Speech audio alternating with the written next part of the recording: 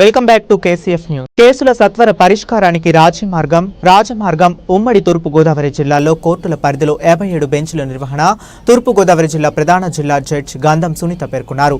శనివారం రాజమహేంద్రవరం కోర్టు ప్రాంగణంలో జిల్లా న్యాయ సేవాధికార సంస్థ రాజమహేంద్రవరం ఆధ్వర్యంలో 2024వ సంవత్సరం 4వ జాతీయ లోక్ అదాలత్ నిర్వహించి పలు కేసులు పరిష్కరించడం జరుగుతుందని అన్నారు. ఇన్సూరెన్స్, సివిల్ తగాదాలు, మోటార్ వాహన ప్రమాదాలు, రాజీ పడ్డ తగ్గ క్రిమినల్ కేసుల పరిష్కారంలో రాజీ పడదగని కేసుల పరిష్కారానికి చొరవ చూపేందుకు ముందంజలో ఉంటామని సమావేశాలు నిర్వహించి రాజమార్గంగా అవగాహన కల్పించడం జరుగుతుందని, ఆ మేరకు అవార్డీ ఉత్తర్వులు జారీ చేసే నేపథ్యంలో సహకారం అందించిన ఇన్సూరెన్స్ కంపెనీలు, న్యాయవాదులు, ఇతర శాఖల అధికారులు తదితరులు భాగస్వామ్య పార్టీలు అభినందనీయులని జిల్లా ప్రధాన న్యాయమూర్తి జడ్జి గంధం సునీత అన్నారు. ఈ సందర్భంగా జిల్లా ప్రధాన న్యాయమూర్తి DLSA అధ్యక్షులు జి గంధం సునీత మాట్లాడుతూ గౌరవ సుప్రీంకోర్టు వారి ఆదేశాలకు అనుగుణంగా వారి సూచనల మేరకు రాజీ మార్గం ద్వారా కక్షదారులకు సత్వర న్యాయం చేయాలనే లక్ష్యంతో పూర్వపు తూర్పు గోదావరి జిల్లా పరిధిలోని 4 రెవెన్యూ జిల్లాల పరిధిలో ఉన్న కోర్టుల యందు బెంచ్లు ఏర్పాటు చేసి జాతీయ లోక్ అదాలత్ నిర్వహించడం జరుగుతుందని అన్నారు. ఇప్పటి వరకు నిర్వహించిన 3 జాతీయ లోక్ అదాలత్ ద్వారా 100 కోట్లు 7,19,000 మేరకు అవార్డు ఇచ్చినట్లు తెలియజేశారు. ఈ బెంచ్లలో వన్ టైం సెటిల్మెంట్ కు అవకాశం ఉంటుందన్నారు. Civil 944, criminal case 5191, motor vehicle కేసులు 655, PLC 562, వైరసీ 7,352 పరిష్కారం చేసినట్లు తెలిపారు.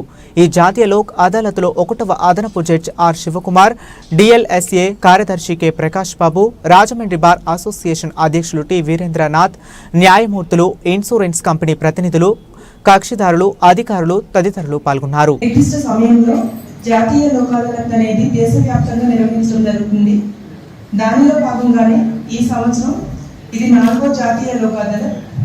మనకి గడిచిన 3 జాతీయ లోక్ అదాలత్స్లో మార్చ్, జూన్ అండ్ సెప్టెంబర్లో ఇప్పటి వరకు మనము సెటిల్ చేసిన అమౌంట్ 1,7,19,016. 100 కోట్లు 7,19,016 రూపాయలు. దీనిలో మనం రాజీ చేసుకోదగిన కేసులు మోటార్ వాహన ప్రమాదాల కేసులు ఎక్కువగా సెటిల్ అవుతున్నాయి. వాటిలో ఇరు పార్టీలకి వచ్చే లాభం ఏంటంటే దానిలో అప్పీల్ ఉండదు. పిటిషనర్ సైడ్ నుండి అయితే ఇంట్రెస్ట్ ఫోర్గో అవుతున్నారు. కన్వెన్షనల్ హెడ్స్ అంటే కన్సార్టియం లాంటివి కానీ, estate loss of estate, loss of amenities ఇట్లాంటివి వాళ్ళు ఫోర్గో అవుతున్నారు. ఇన్సూరెన్స్ సైడ్ నుండి వాళ్ళైతే వాడుకుండే బెనిఫిట్స్ ఇవేమీ పే చేయాల్సిన అవసరం లేదు. పిటిషనర్ సైడ్ నుండి అయితే కనుక ఇమీడియట్గా అమౌంట్ తీసుకుంటారు కాబట్టి ఇంట్రెస్ట్ క్యాల్కులేట్ చేసుకున్నా, మీరు ఫోర్గోయింగ్ ఇంట్రెస్ట్ క్యాల్కులేట్ చేసుకున్నా అది మీకు వచ్చేసే అవకాశం ఉంటుంది. మ్యాక్సిమం ఈ కేసెస్లో సెటిల్ చేసుకుని ఈరోజు సెటిల్ చేసుకున్న వాళ్ళందరికీ కూడా మ్యాక్సిమం డిస్బర్స్మెంట్ ఇవ్వడం జరుగుతుంది. కన్సిడర్ చేసి కొన్ని సందర్భాల్లో మొత్తం అమౌంట్ కూడా విత్డ్రాయల్కి ఇస్తున్నాము. మెడికల్ రిక్వైర్మెంట్ కానీ వాళ్ళు ఎక్స్పెండ్ చేసే ఖర్చు పెట్టిన అమౌంట్స్ని కానీ చూసి మైనర్స్ ఉన్న సందర్భాల్లో కూడా వాళ్ళకి కనుక రిక్వైర్మెంట్ మెడికల్ ఏదైనా ఉంటే మేము వెంటనే విత్డ్రాయల్ ఇస్తున్నాము. కోర్ట్స్లో అయితే కనుక ఖచ్చితంగా మేము డిపాజిట్స్ అవి పెట్టి ఇన్ని సంవత్సరాలకని చెప్పి డిపాజిట్స్ ఉంచుతున్నాము. ఇది ఇరు పార్టీలకి లాభదాయకమైన లోక్ అదాలతే. సాధారణంగా మన జిల్లా నుండి గత 2 సంవత్సరాల నుండి కూడా సివిల్ కేసెస్లో first disposal east Godavari district నుండే చేస్తున్నారు. క్రిమినల్ కేసెస్లో కూడా maximum number of cases genuine cases అవుతున్నాయి. కానీ సివిల్ కేసెస్ మాత్రం మనకి మెయిన్ కాన్సన్ట్రేషన్ సివిల్ కేసెస్ మీద పెట్టాము. సివిల్ సూట్స్ కూడా పార్టిషన్ సూట్స్ కానీ, మళ్ళీ declaration, money recovery suits, damages suits, maintenance cases, DVC cases, family matters, అన్ని రకాల కేసెస్ కాంపౌండ్ చేసుకోదగినవే. ఎస్పెషల్లీ NIA కేసెస్ థౌజండ్స్లో పెండెన్సీ ఉన్నాయి. కంప్లైంట్స్, ముద్దాయిలు కూడా ఇద్దరు ముందుకు వచ్చి దాన్ని రాజీ చేసుకుంటే కోర్టుల చుట్టూ తిరిగి టైం కానీ మనీ కానీ సేవ్ చేసుకునే అవకాశం ఉంటుంది. NIA కేసెస్లో ఫైనాన్షియల్ ఇన్స్టిట్యూషన్స్ వాళ్ళు కానీ, ఫైనాన్షియల్ వాళ్ళు ఉన్న వాటిలో కూడా సాధారణంగా పీనల్ ఇంట్రెస్ట్తో వాళ్ళు క్యాల్కులేట్ చేసే అమౌంట్స్ సూట్స్ కానీ NIA కేసెస్ వేయడం జరుగుతుంది. అలాంటి వాటిలో వాళ్ళు ముందుకు వచ్చి వన్ టైం సెటిల్మెంట్ కింద కావాలంటే లిమిటేషన్ వాళ్ళకి ఇప్పుడు తక్కువ ఉండొచ్చు, వాళ్ళ స్టేజ్లో లిమిటేషన్ ఎక్కువ తెచ్చుకుని అవి సెటిల్ చేసుకుంటే కూడా మీకే ఫ్యూచర్లో బోత్ పార్టీస్కి అది ఆనందదాయకంగా ఉంటుంది. విద్యుత్ విలువైందని దానిని వృధా కాకుండా కాపాడుకుందామని రాష్ట్ర పర్యాటక సాంస్కృతిక సినిమాటోగ్రఫీ మంత్రి కందుల దుర్గేష్ వెల్లడించారు. శనివారం రాజమహేంద్రవరం వై జంక్షన్ లో ఆంధ్రప్రదేశ్ తూర్పు ప్రాంత విద్యుత్ పంపిణీ సంస్థ తూర్పుగోదావరి జిల్లా ఆధ్వర్యంలో డిసెంబర్ 14 నుండి 20వ తేదీ వరకు జరగనున్న జాతీయ ఇంధన పొదుపు వారోత్సవాల కార్యక్రమాన్ని జెండా ఊపి మంత్రి ప్రారంభించారు. ఈ కార్యక్రమంలో జిల్లా కలెక్టర్ పి ప్రశాంతి, జిల్లా అధికారులు పాల్గొన్నారు. ఈ సందర్భంగా ఆంధ్రప్రదేశ్ రాష్ట్ర ఇంధన పరిరక్షణ మిషన్ రూపొందించిన జాతీయ ఇంధన వారోత్సవాల పోస్టర్ను మంత్రి దుర్గేష్, జిల్లా కలెక్టర్ ఆవిష్కరించారు. ఈ సందర్భంగా మంత్రి మాట్లాడుతూ, ప్రస్తుతం మనం విద్యుత్ వృధా చేసే భవిష్యత్ తరాలకు అంధకారాన్ని మిగిల్చిన వారమవుతామని, ఇంధన ప్రాముఖ్యతను, ఆదా చేయవలసిన విధానాలను మంత్రి దుర్గేష్ వివరించారు. ప్రతి ఒక్కరికి ఇంధనం పొదుపుపై అవగాహన తప్పనిసరి అని తెలిపారు. సాంప్రదాయ బల్బుల స్థానంలో ఎల్ఈడి బల్బులను వాడదామని, తద్వారా 60%కు పైగా విద్యుత్ ఆదా చేద్దామని పిలుపునిచ్చారు. జిల్లా కలెక్టర్ పి ప్రశాంతి మాట్లాడుతూ, ఇంధన పొదుపు మీద ప్రతి ఒక్కరికి అవగాహన కలిగి ఉండాలని అన్నారు. రాష్ట్ర ముఖ్యమంత్రి నారా చంద్రబాబు నాయుడు విజయవాడలో నిర్వహించిన సమావేశంలో విజన్ @ 2047ను ప్రారంభించడం జరిగిందన్నారు. ఇందుకు సంబంధించి భవిష్యత్తు కార్యాచరణ ప్రణాళికలు అమలులో భాగంగా 10 సూత్రాల అంశాలను చక్కటి అర్థమయ్యే విధంగా విశదీకరించడం జరిగిందన్నారు. అందులో ఇంధనం పొదుపు కూడా ఒక భాగంగా ఉందన్నారు. రుడా చైర్మన్ బొడ్డు వెంకటరమణ మాట్లాడుతూ, భావితరాల అభివృద్ధి కొరకు ప్రతి ఒక్కరూ విద్యుత్ పొదుపును ఆదా చేసి పునాదులు వేద్దాం అన్నారు. AP PMV SC K Tilak Kumar, executive ఇంజనీర్లు N Samuel, Y David, Y Narayana, Apparao, D Sridhar Varma, విద్యుత్ శాఖ ఇంజనీర్లు, ఉద్యోగులు, సిబ్బంది, విద్యార్థులు తదితరులు పాల్గొన్నారు.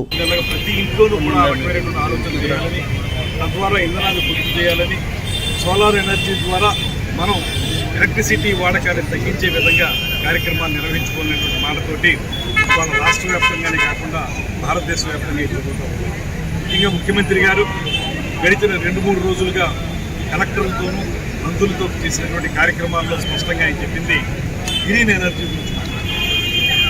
ఆ గ్రీన్ ఎనర్జీ అనేటువంటి దాన్ని మనం డెవలప్ చేసుకోగలిగితే ఆర్గానిక్ జాతీయ ఇంధన వారోత్సవాలు అనేది మనం దేశవ్యాప్తంగా చేస్తున్నాం. అందులో భాగంగా మనకి గవర్నమెంట్ ఆఫ్ ఆంధ్రప్రదేశ్ మన జిల్లాలో కూడా ఈ కార్యక్రమం అనేది స్టార్ట్ చేస్తున్నాం. దీని యొక్క ముఖ్య ఉద్దేశం ఏంటంటే, ఇంధన పొదుపు మీద అవగాహన అనేది ప్రతి ఒక్కరికి కల్పించాలి అని ఆఫీసెస్లో, ఆర్గనైజేషన్స్, మార్కెట్లో కూడా మనం నిన్ననే మిషన్ 2047 డాక్యుమెంట్ కూడా రిలీజ్ చేయడం జరిగింది. అందులో మన ముఖ్యమంత్రి గారు చాలా చక్కగా 10 సూత్రాల మీద అవగాహన కల్పించడం, దాని మీద మన యాక్షన్ ప్లాన్ ఎలా ఉండాలి అనేది మన అందరికీ అర్థమయ్యేటట్టుగా తెలియజేయడం జరిగింది. ఆ 10 సూత్రాల్లో ఇంధన పొదుపు కూడా అంటే రేపొద్దున మనం ఎంత డెవలప్మెంట్ చేయాలి అని అనుకున్నా, మనకి ఎనర్జీ రిసోర్సెస్ కానీ లేకపోతే మన డెవలప్మెంట్కి సంబంధించిన కథలు సహకారం అనేది జరిగింది. సో ఆ ఇంధన పొదుపు అనేది మనం ఎనర్జీని ఎప్పటికప్పుడు మనం ప్రొడ్యూస్ చేసుకోవడమే కాకుండా దాన్ని రీన్యూ ఎనర్జీస్ కూడా మనం ఐడెంటిఫై చేసుకోవాలి. అలాగే మన దగ్గర ఉన్న ఎనర్జీ సోర్సెస్ కూడా చాలా పొదుపుగా వాడుకోవాలి. మనందరికీ తెలిసిన విషయమే, ఒక యూనిట్ని సేవ్ చేయడం అనేది 2 యూనిట్లకి ప్రొడక్ట్ చేసినంత వాల్యూ అనేది ఉంది. సో ఈ వారోత్సవాల సందర్భంగా ప్రజలందరికీ విజ్ఞప్తి ఏంటంటే, మీరు ఇంట్లో ఏదైతే ఇంధనాన్ని, ఎనర్జీని, ఎలక్ట్రిసిటీని యూజ్ చేస్తున్నారో అది వీలైనంత తక్కువ చేసుకోవడానికి మీరు కొంచెం జాగ్రత్తలు తీసుకోవాల్సి ఉంటుంది. మన హౌస్ హోల్డ్ ఎలక్ట్రికల్ యూనిట్స్, ఆ టూల్స్ ఏవైతే ఉన్నాయో వాటిని ఎప్పటికప్పుడు అవసరం లేనప్పుడు మనం ఆఫ్ చేయడము, అలానే అనవసరంగా యూజ్ చేయకుండా ఉండడం, అలాగే మనము ఎలక్ట్రికల్ టూల్స్ కొనేటప్పుడు మన స్టార్ రేటింగ్లో ఏదైతే తక్కువ ఎనర్జీ యూజ్ చేస్తారో వాటిని కొనడం, అలాగే పిల్లలకి కూడా ఎనర్జీ రిసోర్సెస్ అనేది మన న్యాచురల్ రిసోర్సెస్, అది ఎప్పుడు కూడా మనకి కంటిన్యూస్గా ఉండదు. ఒక స్టేజ్లో అది తక్కువ అవడానికి కూడా అవకాశం ఉంటుంది. కాబట్టి పిల్లలకి కూడా అవగాహన కల్పించాలి. అలానే న్యూ ఎనర్జీస్ ఏదైతే ఉన్నాయో సోలార్, సో మనకి సూర్యగారి ప్రోగ్రామ్ ద్వారా మనం అన్ని హౌస్ హోల్డ్స్లో కూడా సోలార్ ఎనర్జీని మనం ప్రమోట్ చేస్తున్నాము.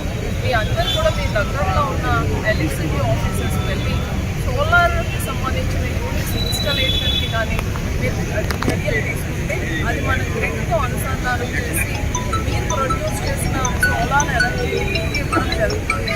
ఒకవేళ ఎక్సెస్ కానీ అయ్యి ఉంటే అది ప్రభుత్వం వారు మీ దగ్గర నుంచి కొనడం కూడా జరుగుతుంది. దానివల్ల మీకు ఆదాయం కూడా వస్తుంది. అలానే వ్యవసాయంలో కూడా మనం చాలా వరకు అగ్రికల్చర్ కనెక్షన్స్ కోసం చాలా అమౌంట్ కూడా ఒకసారి పే చేయాల్సి వస్తుంది. లైన్ కనెక్షన్స్ చాలా దూరంగా ఉండేటప్పుడు అలాంటి సందర్భాల్లో కూడా మీరు సోలార్ బోర్వెల్స్ కానీ వెళ్తే సోలార్ ఎనర్జీ కానీ మీరు ప్రమోట్ చేస్తే మీకు చాలా వరకు ఖర్చు తగ్గుతుంది. అలానే మనం ఏదైతే సౌరశక్తి ద్వారా వచ్చే ఎనర్జీని ట్యాప్ చేసే అవకాశం కూడా ఉంది. ఈ వారోత్సవాల ద్వారా మరొకసారి అందరికీ విజ్ఞప్తి, ఇంధనాన్ని పొదుపు చేసుకోవాలి. ఇంధనం శక్తి వనరులు ఎంత ఎక్కువగా ఉంటే మనం అన్ని డెవలప్ అవడానికి. జాతి నిర్మాణంలో ఉపాధ్యాయులది కీలక పాత్ర అని, భావి భారతానికి ఉపాధ్యాయులు రూపకర్తలని, అటువంటి రంగాన్ని ఎంచుకొని శిక్షణ పొందుతున్న డిఎస్సి అభ్యర్థులను రాష్ట్ర పర్యాటక, సాంస్కృతిక, సినిమాటోగ్రఫీ మంత్రి దుర్గేష్ అభినందించారు. తూర్పుగోదావరి జిల్లా రాజమహేంద్రవరంలోని బీసీ స్టడీ సర్కిల్లో నిర్వహిస్తున్న మెగా డిఎస్సి 2024-2025 ఉచిత శిక్షణ తరగతులను మంత్రి శనివారం స్వయంగా పరిశీలించారు. అన్ని రంగాల్లో ప్రతిభను ప్రదర్శిస్తున్న వెనుకబడిన తరగతుల కులాల విద్యార్థుల మరింత కష్టపడి చదివి భవిష్యత్తులో అద్భుతమైన ఉపాధ్యాయుడిగా రాణించేందుకు ఇదొక సువర్ణ అవకాశమని, గొప్ప వేదిక అని మంత్రి అన్నారు. జిల్లా కలెక్టర్ పి ప్రశాంతి మాట్లాడుతూ పోటీ పరీక్షలలో విజయం సాధించడంలో సబ్జెక్టుపై అవగాహన, చిత్తశుద్ధి, దృఢ సంకల్పం ఉండాలన్నారు. బీసీ స్టడీ సర్కిల్లో మౌలిక సదుపాయాలు కల్పించడం కోసం సిఎస్ఆర్ కార్యకలాపాలు కింద పలు అభివృద్ధి పనులు చేపట్టడం జరిగిందన్నారు. రుడా చైర్మన్ బొడ్డు వెంకటరమణ చౌదరి మాట్లాడుతూ బీసీ స్టడీ సర్కిల్లో శిక్షణ తరగతులు సద్వినియోగం చేసుకుని ఉత్తమ ఫలితాలు సాధించాలని అభిలాష వ్యక్తం చేశారు. రాజమండ్రి అర్బన్ శాసనసభ్యులు ఆదిరెడ్డి శ్రీనివాస్ మాట్లాడుతూ గత ప్రభుత్వ హయాంలో డిఎస్సి నిర్వహించలేదని తెలిపారు. అందువల్ల స్కూల్స్లో అవసరమైన బోధనా సిబ్బంది లేక విద్యా ప్రమాణాలు తగ్గినట్లు పేర్కొన్నారు. ఈ కార్యక్రమంలో RDO R Krishna Nayak, BC study circle incharge director KN Jyothi, BC సంక్షేమ అధికారి PM Ramesh, senior faculty Suryaprakash Rao, సాంఘిక సంక్షేమ, బీసీ సంక్షేమ, ఎస్సీ సంక్షేమ, ఎస్టీ సంక్షేమ వసతి గృహాల వార్డెన్స్, డిఎస్సి స్క్రీనింగ్ పరీక్షలలో విజయం సాధించిన అభ్యర్థులు పాల్గొన్నారు. మీరు కొంచెం మీ ప్రతిభని, మీ కష్టాన్ని నమ్ముకోగలిగితే ఈ కూటమి ప్రభుత్వం 100% మీకు చేయూతగా నిలబడి మిమ్మల్ని జీవితంలో ముందుకు తీసుకెళ్ళడానికి బీసీ యాక్షన్ ప్లాన్ కూడా తయారవుతుంది త్వరలోనే. ఎస్సీ యాక్షన్ ప్లాన్ ఎలా ఉందో అదే విధంగా బీసీ యాక్షన్ ప్లాన్ కూడా డివైడ్ చేయాలి అనే ఉద్దేశంతో మనం కొంత సిఎస్ఆర్ ఫండ్స్ ని టైఅప్ చేస్తూ ఇన్ఫ్రాస్ట్రక్చర్ ని ఇంప్రూవ్ చేయడంతో పాటుగా మిమ్మల్ని టైం టు టైం మోటివేట్ చేసే ఉద్దేశంతో ఆల్ ద డిస్ట్రిక్ట్ అఫీషియల్స్, చాలా వరకు డిస్ట్రిక్ట్ అఫీషియల్స్ అందరు కూడా కాంపిటేటివ్ ఎగ్జామ్స్ త్రూ అయ్యి వచ్చిన వాళ్ళే నాతో సహా. సో మేమందరం కూడా వచ్చి కొంత టైం మీతో స్పెండ్ చేయడం జరుగుతుంది. ఎవరి సబ్జెక్ట్స్లో వాళ్ళు మీకు కొన్ని క్లాసెస్, అదర్వైజ్ జనరల్గా మీకు మోటివేట్ చేయడానికి ఏ అవకాశాలు ఉంటాయో అవన్నీ కూడా మేము ఎక్స్ప్లోర్ చేయబోతున్నాం. ఆ విధంగా ఈ బీసీ స్టడీ సర్కిల్ని మరికొంత యాక్టివ్గా చేయాలి అని ఉద్దేశం. మనం చాలా మంది పిల్లలు చదువుతూ ఉంటారు, మనం ఇంట్లో కూడా ప్రిపరేషన్ చేసుకోవచ్చు. కానీ మనకి ఒక 4 days, 5 days, 6 days, 1 month అలా ప్రిపరేషన్ టైం అవుతున్న కొద్దీ మన కాన్సన్ట్రేషన్ లెవెల్స్ కొంచెం తగ్గుతూ ఉంటాయి.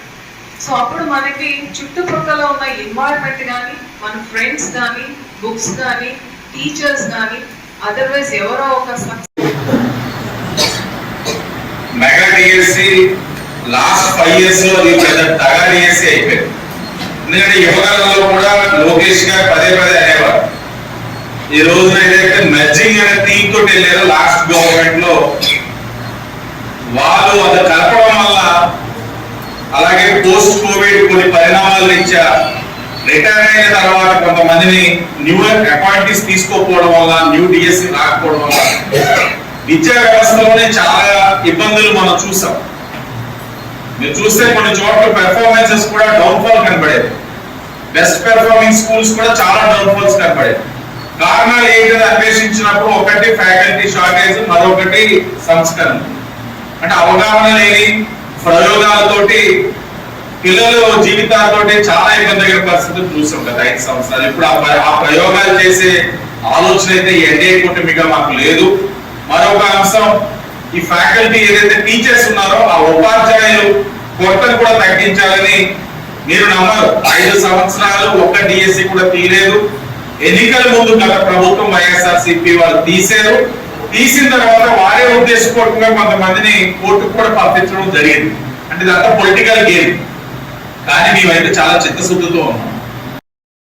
ఏబిఎన్ అండ్ పిఆర్ఆర్ కళాశాల మరియు అవంతి మేనేజింగ్ ఎంతో ఉన్నతంగా ఆలోచించి డిగ్రీ మరియు పీజీ చదివి ఉపాధి అవకాశములను అందిపుచ్చుకోలేని విద్యార్థులకు వారికి కావలసిన నైపుణ్యాలను పెంపొందించి వారికి మంచి ఉపాధి అవకాశాలను కల్పించుటకు లెర్నిట్ సంస్థలతో కలిసి గ్రాడ్యుయేట్ ఎంప్లాయబిలిటీ ఎన్హాన్స్మెంట్ ట్రైనింగ్ను రూపొందించడం జరిగింది అని కొవ్వూరు ఏబిఎన్ మరియు పిఆర్ఆర్ కళాశాల ప్రిన్సిపాల్ డాక్టర్ రామ్మోహన్ అన్నారు. కళాశాలలో 80 గంటల శిక్షణ కార్యక్రమాన్ని లెర్నిట్ సంస్థ south regional head Shri R Purushottam, కళాశాల పూర్వపు ప్రిన్సిపాల్ ఎన్వి సుబ్బారావుతో కలిసి ప్రారంభించారు.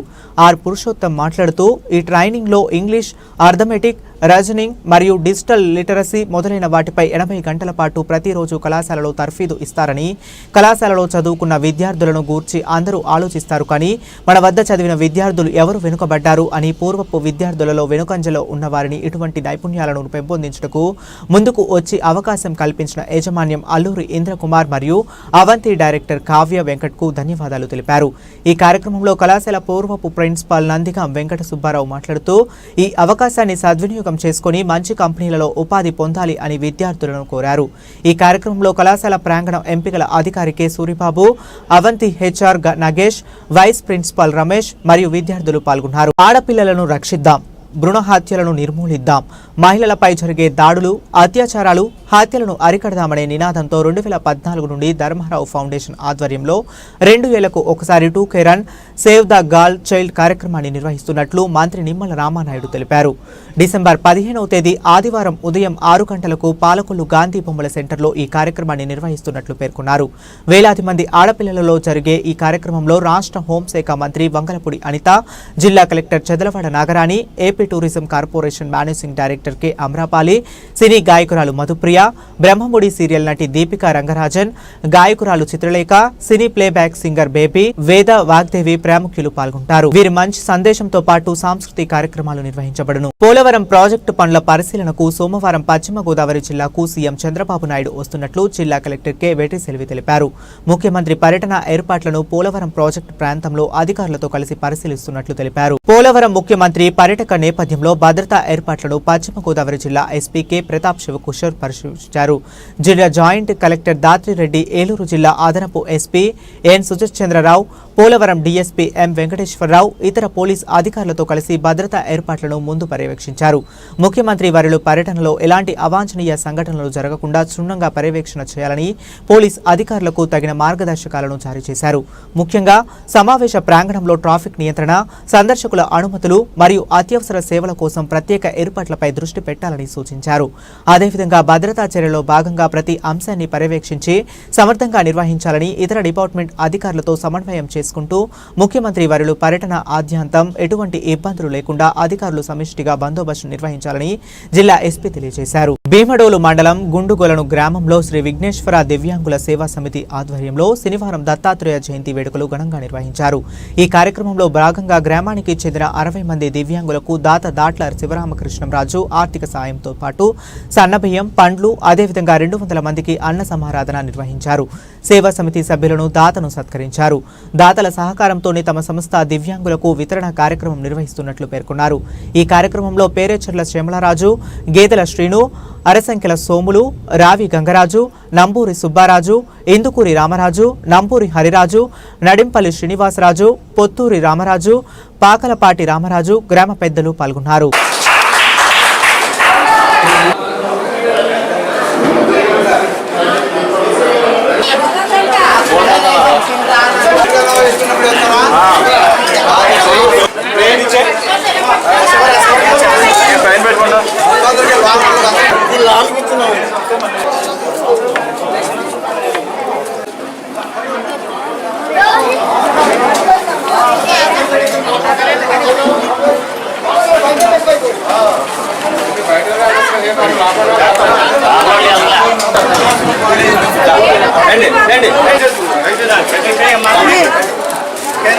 రాజీ గారు దత్త జయంతి సందర్భంగా ఇవాళ మన దివ్యాంగులందరికీ భోజనాలు పెడుతున్నారు. అలాగే ఈ నెల కొద్దిగా లేట్ అవడం అలాగే శ్రీను చెప్పాడు, ఇవాళ ప్రమాణించి దత్త జయంతి సందర్భంగా రాజీ గారి భోజనాలు అలాగే మనందరికీ బియ్యం ఫ్రూట్స్ ఇవాళ ఏర్పాటు చేశాం. కాబట్టి ప్రతి నెల మనం చేసే ఈ కార్యక్రమాల్లో ఒకరోజు అటు అవుతుంది, ఒకరోజు ఇటు అవుతుంది. ఏదైతే మనం ఇవ్వడం కావాలి, దాంట్లో బియ్యం ఫ్రూట్స్ ఇవ్వడం కావాలి మన దివ్యాంగులందరికీ. కాబట్టి ఇదివరకు ఫస్ట్ తారీఖున లేదంటే 2వ తారీఖున 3వ తారీఖున పెట్టాం. ఇప్పుడు ఇచ్చే దాతను బట్టి మేము హైదరాబాద్లో ఉన్నాం, మేము వచ్చేసరికి కొంచెం లేట్ అవుతుంది 5వ తారీఖున అంటే ఆ రోజుకు మారుస్తున్నాం దాతలు ఇచ్చే ఆ డేట్ని బట్టి. కాబట్టి మీరు అందరూ గమనించి ఈ కార్యక్రమాన్ని ప్రతి నెల ఎలా చేస్తున్నామో అలాగే చేసుకుంటూ పోదాం. ద్వారకా తిరుమల శ్రీనివాస గోవింద వెంకటరమణ గోవింద అంటూ స్వామివారి ఆలయానికి వచ్చిన పలువురు యాత్రికులు భక్తి విశ్వాసాలతో తమ మొక్కులు తీర్చుకున్నారు. ఆలయానికి వేలాది మంది భక్తులు వచ్చి స్వామివారిని దర్శించుకున్నారు.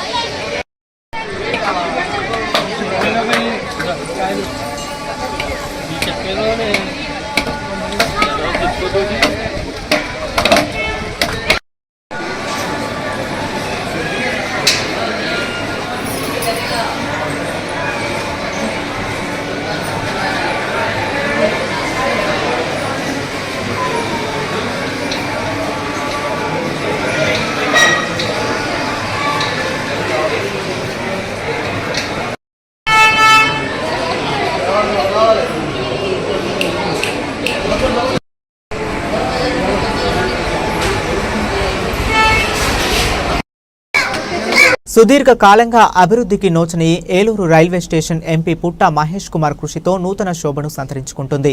ఏలూరు పార్లమెంట్ నియోజకవర్గ ప్రజల ఆశీస్సులతో మొదటిసారి ఎంపీగా విజయం సాధించిన మహేష్ కుమార్ అభివృద్ధిపై దృష్టి సారించారు. ఏలూరు జిల్లా ప్రజల విజ్ఞప్తి మేరకు సమస్యల వలయంలో చిక్కుకున్న రైల్వే స్టేషన్ అభివృద్ధి చేయడానికి సంకల్పించారు. కేంద్ర ప్రభుత్వంలోని పెద్దలను కలిసి రైల్వే స్టేషన్ అభివృద్ధికి నిధులు మంజూరు చేయాలని ఎంపీ మహేష్ కుమార్ విజ్ఞప్తి చేశారు. రైల్వే శాఖ కేంద్ర మంత్రి రైల్వే శాఖ అధికారులను కలిసి వినతి పత్రాలు అందజేశారు. ఎంపీ మహేష్ కుమార్ విన్నపాలకు సానుకూలంగా స్పందించిన కేంద్ర ప్రభుత్వం ఏలూరు రైల్వే స్టేషన్లో ఆధునీకరణ పనులను చేపట్టినందుకు అమృత్ భారత్ పథకం కింద 21 కోట్ల రూపాయలు మంజూరు చేసింది. అమృత్ భారత్ పథకం కింద కేంద్ర మంజూరు చేసిన నిధులతో ఏలూరు రైల్వే స్టేషన్లో అభివృద్ధి పనులు యుద్ధ ప్రతిపాదికన చురుగ్గా కొనసాగుతున్నాయి. రైల్వేలో సుదీర్ఘ కాలంగా సౌకర్యాల కొరత పెను సవాల్గా మారిన నేపథ్యంలో ఏలూరు రైల్వే స్టేషన్ను ఆధునిక రైల్వే స్టేషన్గా తీర్చిదిద్దాలని ఎంపీ మహేష్ కుమార్ తలంపు కార్యరూపం దాల్చుతుంది. అభివృద్ధి ధ్యేయంగా పనిచేస్తున్న మహేష్ కుమార్ లాంటి ఎంపీని గతంలో చూడలేదంటున్నారు.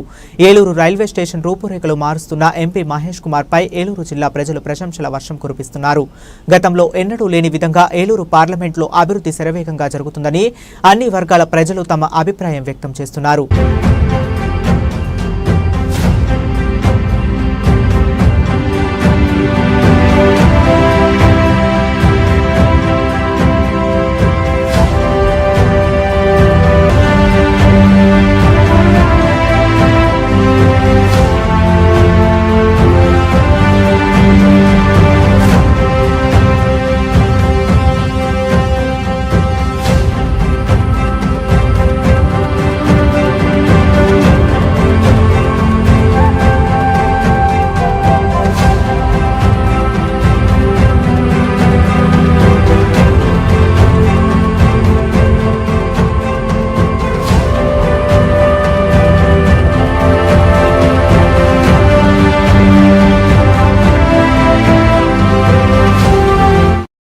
ఏలూరు జిల్లా ప్రముఖ పుణ్యక్షేత్రమైన ద్వారకా తిరుమల చిన్న వెంకన్న ఆలయాన్ని ఆంధ్రప్రదేశ్ హైకోర్టు న్యాయమూర్తి జస్టిస్ మల్లికార్జునరావు శనివారం సందర్శించారు. కుటుంబ సమేతంగా ఆలయానికి విచ్చేసిన మల్లికార్జునరావుకు అర్చకులు, దేవస్థానం అధికారులు పూర్ణ కుంభంతో స్వాగతం పలికారు. ఈ క్రమంలో జస్టిస్ ఆలయ ఆవరణలో ప్రదక్షిణలు చేశారు. అనంతరం ఆలయ గర్భాలయంలో కొలువైన స్వామిని, అమ్మవార్లను దర్శించి ప్రత్యేక పూజలు జరుపుకున్నారు.